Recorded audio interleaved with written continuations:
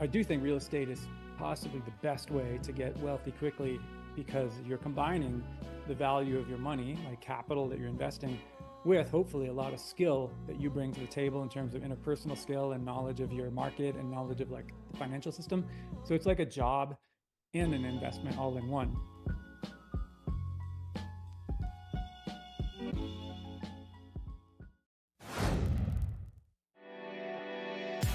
You're listening to the AZREIA Show. If you're looking for quality real estate investing information that you can trust, you've found it. Stay tuned and join the tens of thousands of members that have already benefited from AZREIA, your home for education, market information, support, and networking opportunities that will advance your real estate investing career. Welcome to another episode of the AZREIA Show. We're excited today that you're here. We love our loyal listeners. I'm your host, Marcus Maloney. We have our executive director of AZREIA, which is the Arizona Real Estate Investors Association, Mr. Mike Del Prete. How are you, Mike? Wonderful, as always. Excited for today. Excellent. So one of our subgroups here at AZREIA is FIRE, Financial Independence Through Real Estate. Well, we have Pete Adeney here, who's Mr. Money Mustache, right? If you don't know about Mr. Money Mustache, he talks about FIRE, retiring young, using your income that you have and learn how to budget that in order to retire early. So Pete, man, Mr. Money Mustache, welcome to the show. How are you? Yeah, I'm great. And thanks both of you guys for having me on the show. I'm a new fan, but a big fan of AZREIA. Awesome. Thank you for being here, man. And you have a strong following, right? Because everybody thinks that the more money that you make, that will make you happy, right? But it's not how much you make, but it's how much you spend, how much you budget. So kind of give us the whole, just the philosophy about FIRE for those who don't understand. Yeah, not how much you make, but how much you keep for yourself. Yep. So for anyone who hasn't heard of me, it's pretty easy to look up Mr. Money Mustache because I've been out there on the internet for a long time. Like 2011 is when I started writing about this stuff. And it kind of just took off and blended in with other people's work. And now it's called the FIRE movement. And you see articles in it, in all the newspapers and TV shows and stuff. But the basic idea, FIRE stands for Financial Independence, Retire Early. Mm-hmm. And the basic idea is my favorite way to work is on things that I care about without the money having to get in the way of like what jobs I choose or what activities I choose. So I stumbled into this idea myself in my 20s and was able to retire just before I turned 31. And the way I did that was just working a normal job, like pretty high salary, but not crazy, in tech industry, and just saving and investing the money that I didn't need for myself after leading what I thought was a pretty good life.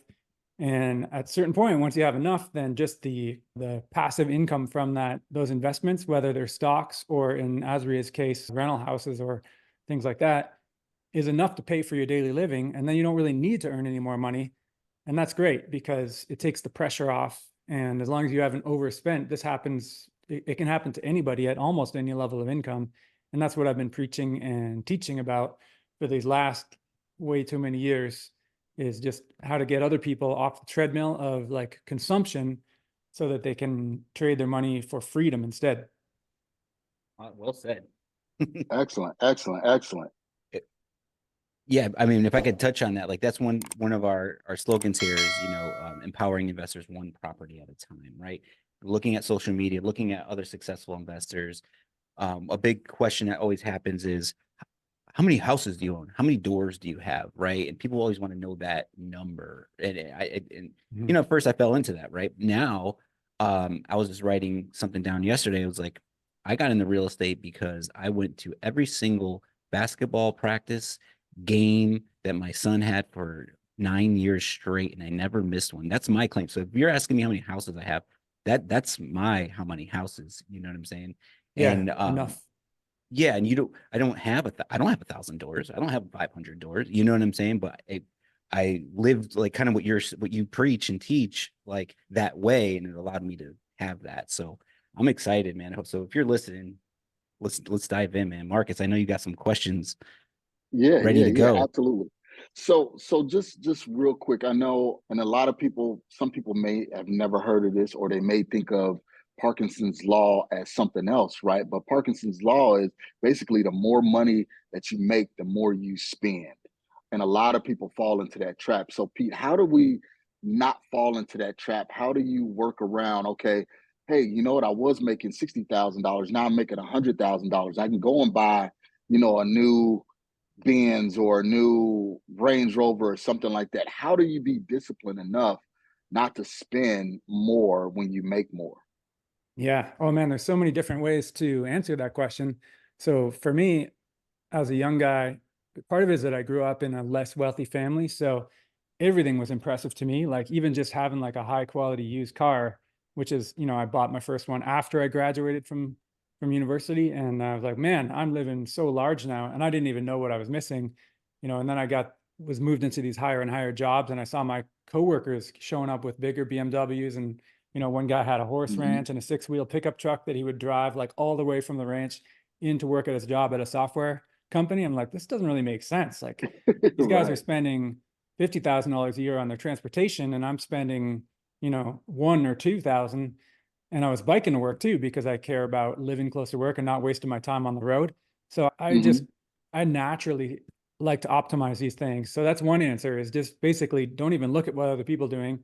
Look at what's best for you in terms of like, what do you really enjoy doing most with your time? And for most people, it's being healthy, not being stuck in traffic, having freedom.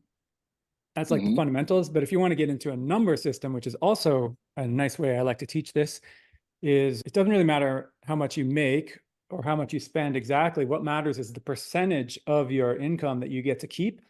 So if you make $60,000 and you're spending 20,000 of that, this is just like make these numbers Hmm. up. You're saving 2/3 of your income. So it's going to take you a certain amount of years to save up a bunch of investments so that you have that 20,000 that you're spending forever with no work. Turns out that number of years is about 10 or 11 if you're able to save that big of a percentage of your income. Now let's imagine someone's making $600,000 a year and they're spending $200,000 a year. Is that person going to be able to retire any sooner? Well, the answer is no. It's actually going to be the same, because the same percentage, and you have like a higher burn rate to keep your Hmm. lifestyle going. So unless you're willing to cut back later, which of course you definitely can and should do, what really matters is the percentage of your take-home pay that you're able to keep. And I wrote an article on this. If you ever want to, if you're the listeners want to look it up, just look up the words, the shockingly simple math behind early retirement. And then you'll see it's like the shortest way I could express this concept that really gets it into your head. And at that point, it should answer your question, which is like, what happens when your income rises? Well, you can give yourself a bonus in terms of the amenities in your life if you want, as long as you also increase the amount that you're spending by at least the same percentage. And then you're going to get ahead with that. What happens is a lot of people they'll actually increase their spending, so it eats up all of their extra income, and they're not Right. really increasing their savings. And that's how you end up with like the famous NFL player syndrome, where a lot of these guys will have multi-million-dollar salaries and contracts, and then shortly after their career ends, they're back to being in debt or having Hmm. no wealth, and then they have to, I don't know, become a used car salesman or something to keep paying the bills after that. And that's really because they spent more than they saved. Right. Wow. Right. Right. Well said. And that takes a discipline, right? Because you know, one of the things that you said right there that was really key is don't look at others or don't compete with others, right? Because, like you said, the guy was coming with a six-wheel pickup truck driving to work. You could have easily looked at that and said, wow, you know what? These guys are driving BMWs, nice cars. I need to step my game up and I need to drive something nice. That way I could be a part of the community or a part of the clique, so to speak. So basically, focus on what makes you happy and not worry about competing. Yeah. So that's making choices on a yes or no basis. But then there's also you can make choices on a how basis. Like let's say cars and looking good are important to you, and you want to be seen in a nice car and you want to enjoy the quality of it. Well, it turns out there's a lot of different ways to get the same car. So back when I was a car guy, before like everything went electric, then BMWs were my favorite brand. And then I noticed though that those things, they cost a ton new. It'd be like $100,000 for a really nice 7 Series. But then you could get the same car like 4 years old for like 35,000. Like the depreciation was crazy. Hmm. And often you'd be buying it off someone who took really good care of it, because it's like these really high income people, they buy a car, they keep it in a nice garage in their giant house. And then they're like, well, I need a new one because the new one's out, and they just ditch it, you know? And then, so you Yep. get somebody else's well cared for car, and nobody knows that you didn't pay 100,000 for it. But you're getting it for 35, and then you take good care of it.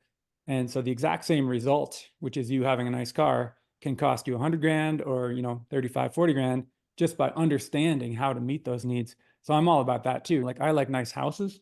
So I've always had maybe a nicer house than some of my colleagues. But the Hmm. way I get that is I know how, I know the real estate market. I know what's a good deal. I know how to buy at the right time. And then I also happen to like design and renovations. So I buy a house that's a fixer upper, and then I can make it as nice as I want, or I can expand it.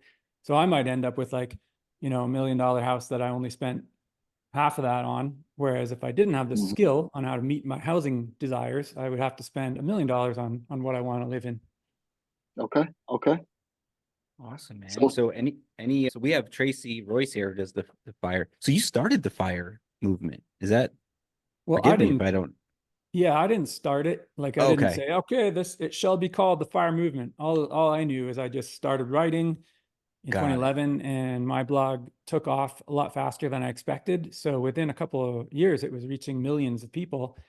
And then a lot of other bloggers were around, and a lot of them started in the same time period as me. So collectively, a whole bunch of work went out there.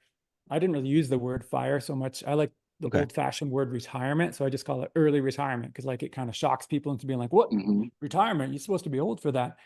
But fireworks too, and that's easier to Yeah. say. So the fire movement is basically, I define that as like the collective knowledge of this that is now pretty well known. Probably 10% of the whole US population or more, 30, 40 million people know about fire if you ask them. Wow. And that's a pretty big, number to Yeah. have reached.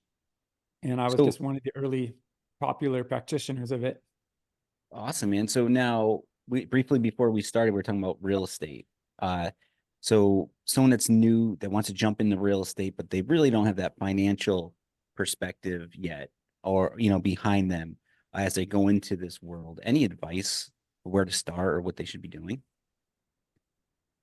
Well, see, I'm maybe a bit unique to the show in that I'm not like a super real estate expert. Like, I've had Mhm. some rental houses. Right now I'm down back to my main property and just one commercial building that I have for fun, shared with friends. However, I do think real estate is possibly the best way to get wealthy quickly, because you're combining the value of your money, like capital that you're investing, with hopefully a lot of skill that you bring to the table in terms of interpersonal skill and knowledge of your market and knowledge of like the financial system. So it's like a job and an investment all in one.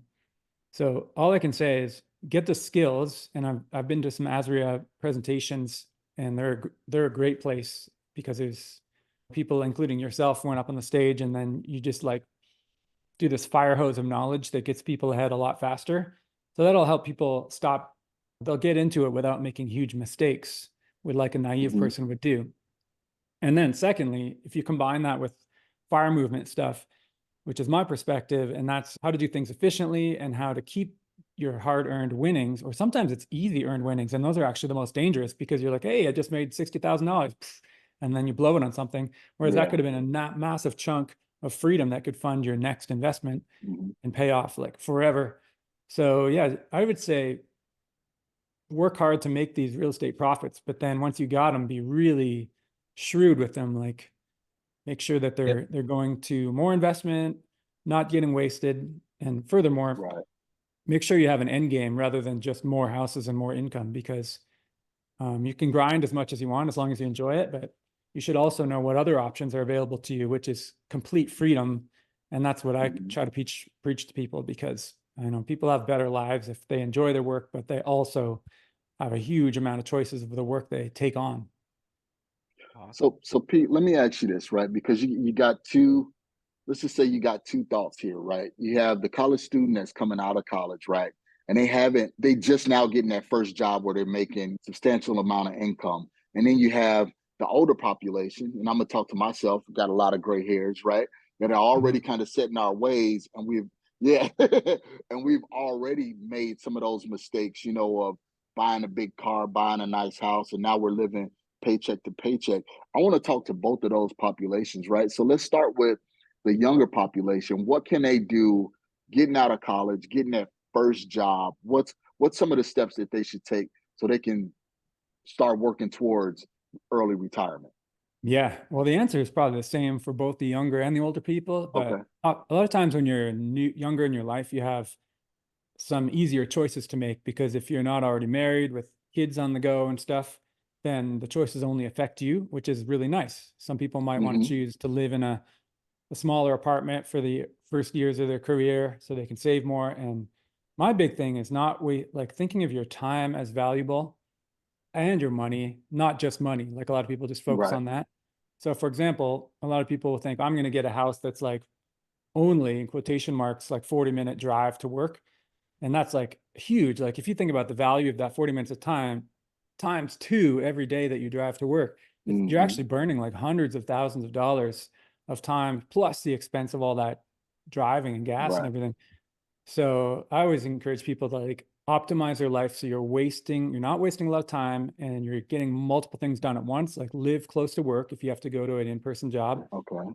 Do some way that, preferably you can power yourself to work, so that way you're getting health benefits while you're on the way to work. I always lived within biking distance of work, and I used to bike year round, like whether it was 100 degrees or is it -10, because that's good for your body. And then I'm still getting to work and I'm not having to drive. And of course I chose to live close to work. And I Okay. loved, getting all these win-win situations instead of lose-win, right? If you buy like an unreliable car that's always giving you a hassle because you think it saves money, that's a lose-win, because you got a bad situation in your life and the win part is just saving a bit of money. I try to avoid those, and I try to like make changes in my life that are only a win-win. I like Okay. that. And then, yeah, when you're older, depending on who's in your life, you have to be a little more gentle. You can't be like, guess what, kids, we're all going to sleep in one bedroom to save money. So, Right. but you can still make some choices, especially things that affect yourself. And you might, cook for the family more often to save money on restaurants. And you might look around and find ways, if you're not satisfied with your job, like make job searching a higher priority instead of settling for something that's not great. And then you Hmm. probably increase your salary that way. And I would just say make these little decisions. A lot of people make a decision once and then they forget about it. And reevaluating those decisions on a regular basis is often the highest paid work you can ever do. Like, let's say I get car insurance and it cost me $1,000 one year. Next year they come back and they're like, oh, we're raising your premium to $1,400. Some people are like, oh, shucks. Well, there goes $400. Whereas if you apply Right. half an hour to do a search of all the car insurance companies, you might get that $400 back. Half an hour work, saving $400 a year. Like, how much does that work out on an hourly basis? It's really, Right. really good. So I like people to always be questioning the stuff that you don't like in your life and just work on it. And that's way more effective than you might think. I really like it, especially with, there's a lot going in my head comparing everything you're saying to real estate, right? So just, especially with like nowadays, like market's a little slower, less deals are happening, and these are important. So when you do get a flip or a project, to be cautious of how you use your time and how you get your renovations done, not cut corners in a bad way, but like just be more Cut resourceful. waste. Yeah. Yeah, Hmm. exactly, man. And then so you could increase that profit margin to get you time to get to that next deal. Very Hmm. important. Yeah. Yeah. I love So, doing that. so And I love real estate and renovations. So mhm. to me, that really rings We true. Sorry, Marcus, I'm interrupting you. What's your, No, what are you no, thinking? no. I was going to say one of the things that both of you guys are saying, right? Mike on the real estate side and Pete, you on the financial side, is you got to know what your budget is. And a lot of people make that mistake, right?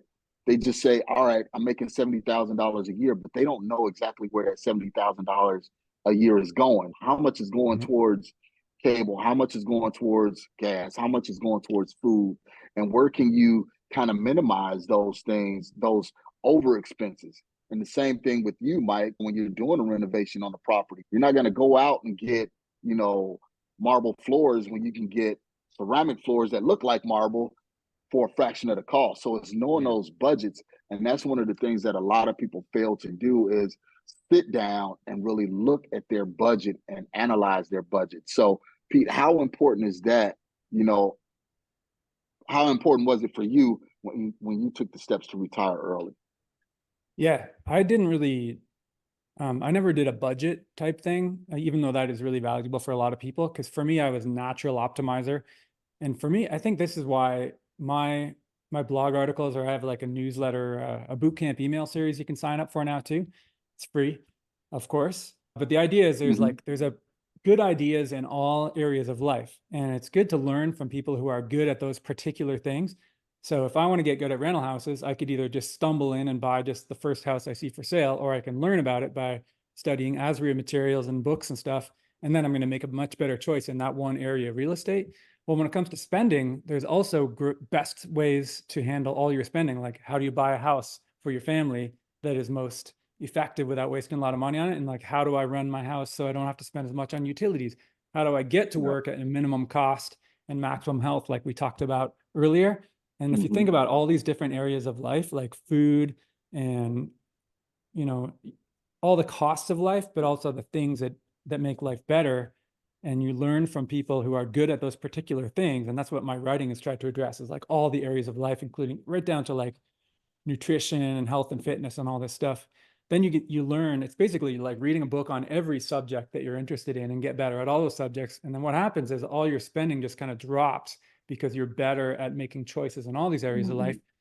So what might happen is you might have an $80,000 annual budget that suddenly drops to $50,000 just because you get better at making these choices.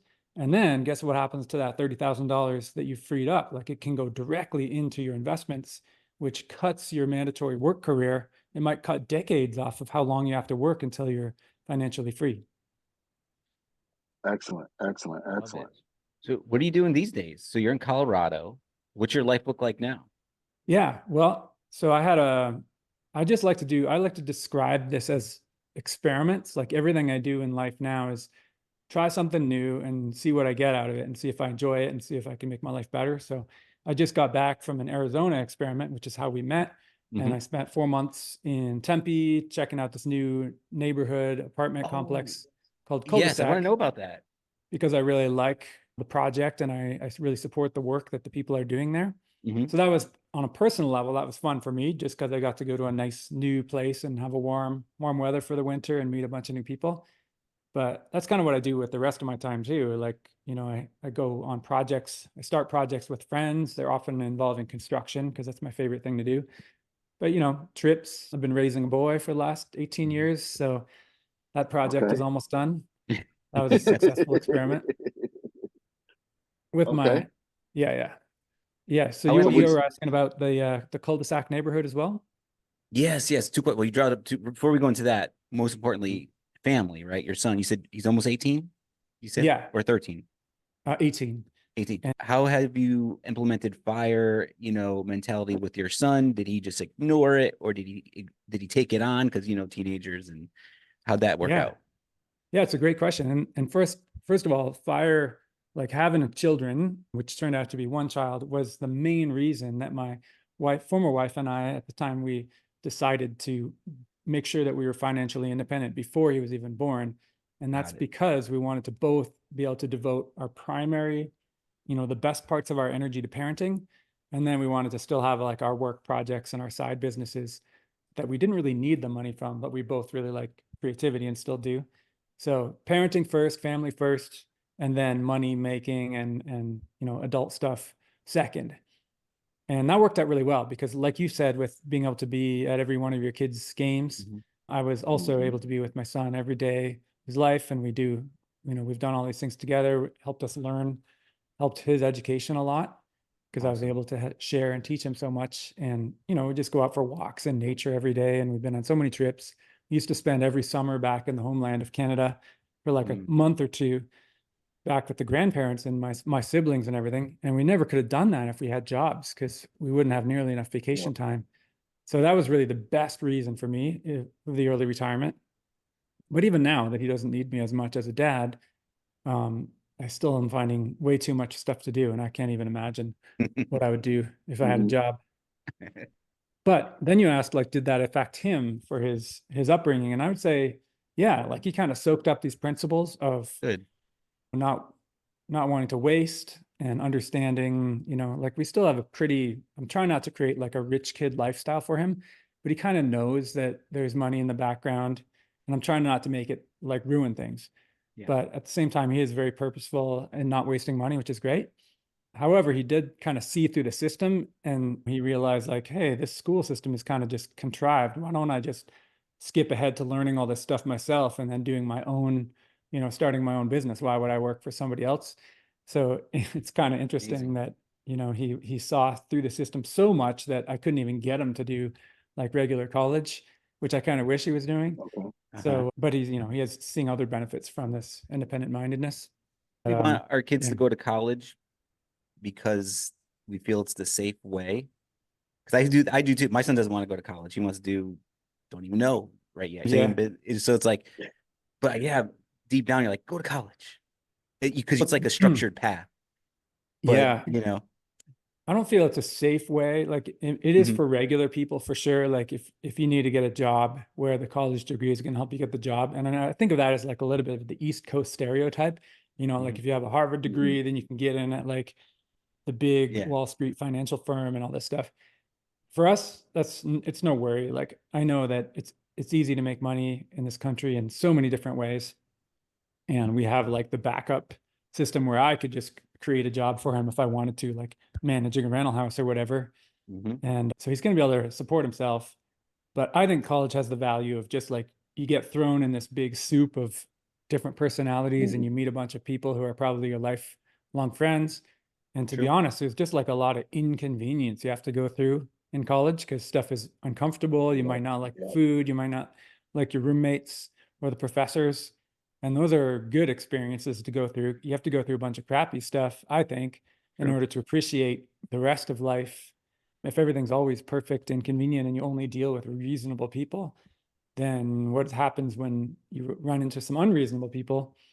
You're probably not going to be able to deal with it as well. And like life is full of these things. Even when you're like a wealthy, independent adult, you have to deal with crap sometimes. Makes so sense. College is just like life school, I think. So there's a few recurrent things that I'm hearing, right? And it's being efficient, being purposeful, and being insightful, right? Because that efficiency puts you on a path to where you're not wasteful. So you're not spending on unnecessary items, right? And being purposeful, knowing, hey, the reason why I'm being efficient is because I'm driving towards this item here or this lifestyle that I'm trying to build.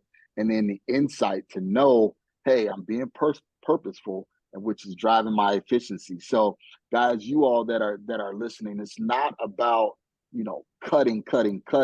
It's about really focusing on what you're trying to build and the steps that you need to take in order to build that and cut out all of the waste. Coming from a perspective of real estate investors, we're always looking at the next thing. What's the next hot item, which creates inefficiencies, right? Because you're efficient in this one area, and then you say, okay, well, I'm a pivot and I want to try this. Now you're putting, 25% of your energy towards this one item that, hey, you know what, you may not like it, you may not want to do it, where you can have that 25% back in that area of focus. So those are just some of the key takeaways that I got from this conversation so far.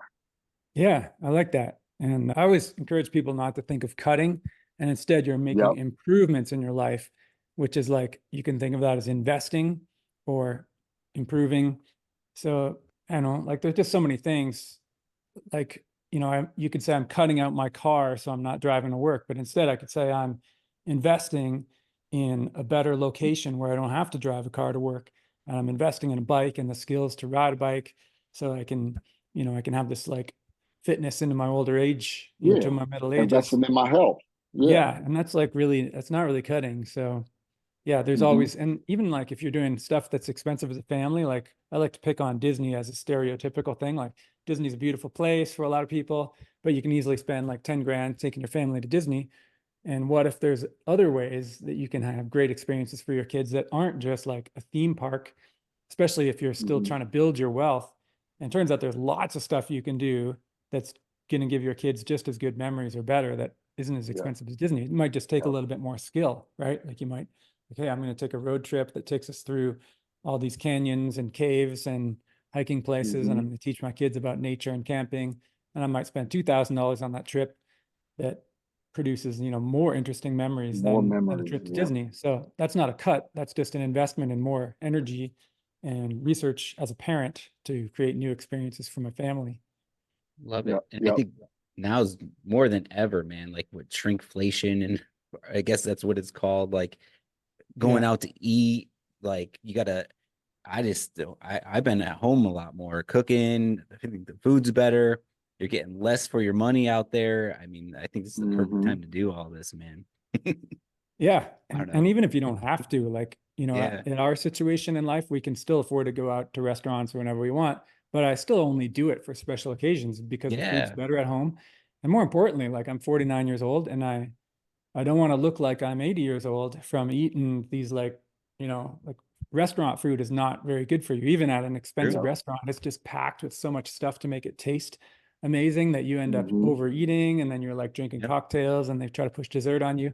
And you can end up just so like the overfed emperor if you live like an emperor all the time. So I like to Yep. just, grill up my salmon and have salads and all that other stuff for most of the Yep. time, which is better because like health is more important to me than just being like, yummy, this food is so good. Right. Right. Look at me. I'm at So the steakhouse, selfie. Yeah, like yeah, right. for And real. like Like, I still have steaks at home and they're great, but they cost me $12 instead of $100. So Exactly. it's like a nice, Exactly. this that's a set, win-win. yeah, this sat well with me. Be more refreshing conversation because sometimes you get like, there's those people online. It's just like, go get a first class plane ticket and step it up, right? Because once you step at that level, you'll always never go back down. Whatever it is. But like, I'm looking Mhm. at some people that just get new, and it's just like, yeah, you're gonna spend a few G's on an hour, 2 hour flight, like, Yep. like, Yep. like just this sits well with Yeah. me, man. I like this conversation. Yeah. That's not something to be proud of. I think it's Yeah, being able to afford it is being proud of, but then yeah, being low key where you don't need those things. Like yep, I think Exactly. I really respect a successful person who's still grinding and like digging in the garden or doing something else that they don't have to do because they just like the experience. So yep. it's the same way. And then you can still treat yourself too, but just know that you're doing it. Like don't just do luxury as your default. You do it when you really think like, yeah, I'm gonna see what that first class ticket feels like because I can afford it Right. so easily. And then I'm gonna go back to normal seats Right. just so I can There you keep go. my Budget. edge. Yep. Yep. So Peter, how can we find you, man? How can we, if we want to dig more into financial independence and retire early, how can we find you? How can we become a part of your community and look for all of your resources? Man, the search engines, the Google will take you there. Mm. Just look up Mr. Money Mustache. You'll see all different places to find me. Like Instagram is probably a good one because I have a pinned post on Instagram that's just like how to join the boot camp. And I think for a new person, my best work is just joining this email series where you'll get one email per week. And it kind of just feeds you a drip feed of like all these ideas of how to optimize your life and learn about investing and stock market and even a bit of real estate Mm-hmm. and fitness over the course of the next year. Because you get one email per week. It's about 52 of them. And you can always dive onto the website too at Okay. mrmoneymustache.com and like, read more articles. There's like 500 posts there. But if you want something really easy, I like the email series because then you're just going to get something that takes you 5 or 10 minutes to read once a week. And it'll be like going to school. And yeah, Okay. and keep in touch. You can send me messages on Instagram. I often get back to people. It's pretty easy. And I'm just thankful to hopefully reach some new people. I got one All right. last question. Mm-hmm. Very serious question. Is the Uh-oh, it's going mustache to be coming about, back? I Is the knew it was going to be mustache that coming one. back? Maybe if there's like a cold winter season in the future, but I learned Awesome. it's a lot of work to keep up an appearance. And normally I just look like this. So yeah, I grew a good mustache once just to take my Twitter profile picture. And then I was like, oh, I'm getting soup in this thing and it's too much work. So the MMM is mainly just like a fun name I thought up decades One, ago. one of your experiments, living the Yeah, life way you want, right? right. Indeed. Awesome. Yep. Cool, All Will. right, Thank you guys. for being here. Oh, Yeah, sorry. Yeah, yeah. yeah. Thank you so much, Pete. You guys know exactly what to do. AZREIA community, AZREIA family. Go out, let's support Pete. Let's see what he has to offer. Let's look at how we can transition to be more greater stewards of the resources that we have, right? So we can be efficient, Mhm. purposeful, and insightful. So, Pete, thank you so much. for being here, man. Any parting words, any last words before we sign off here? No, this is good for me, but I look forward to meeting more of you guys and everybody in the community on my next trip there, you know, to join another AZREIA fire meetup or something like that. Of course. Because those were a good time for the ones that I did attend. Awesome, man. You know where to find us. Perfect. You're always welcome here, man. Yeah. All right, guys. You know Okay. exactly what to do. We air every Friday morning at 8 a.m. Give us a like, give us a follow. If you're watching this on YouTube, you know, hit that thumbs up, give us a like, and also subscribe to the channel. And then always go to AZREIA.org. That's AZREIA.org. See what AZREIA has to offer. If you're thinking about real estate, come on, let's show you exactly what you need to do in order to get started. And our goal is to empower investors one property at a time. Thank you so much. Thanks for listening to the AZREIA Show with your hosts, Marcus Maloney and Mike Del Prete. We hope you enjoyed this episode. If you found this information valuable, head over to AZREIA.org and learn more about our community.